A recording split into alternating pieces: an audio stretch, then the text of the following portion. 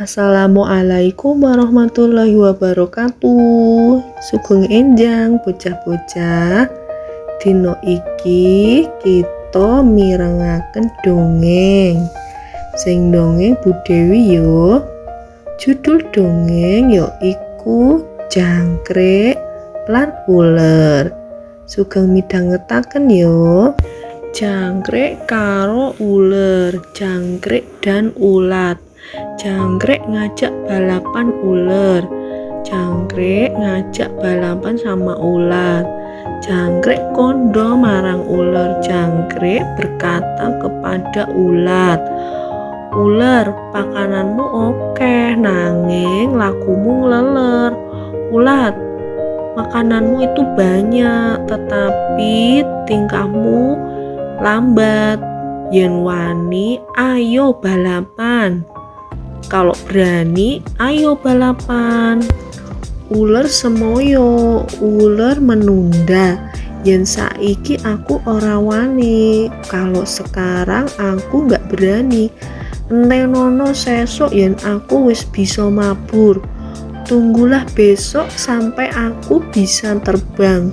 Jangkrik guyu cekakaan karo kondo.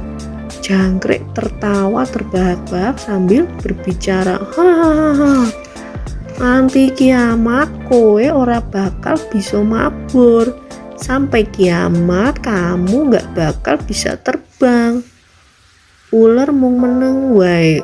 Ulat hanya diam saja. Uler banjur poso, ora obah ora mangan.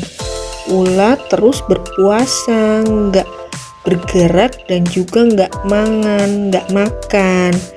Suwe-suwe ular owah dadi entong. Lama-lama ulat berubah menjadi kepompong. Entong pecah dadi kupu. Kepompong pecah menjadi kupu. Jangkrik isin weruh uler wis dadi kupu lan bisa mabur. Jangkrik malu melihat ulat sudah menjadi kupu dan bisa terbang. Jangkrik ndelik ana ngisor watu. Jangkrik bersembunyi di bawah batu. Kuwi mau dongeng Jangkrik lan Ulat.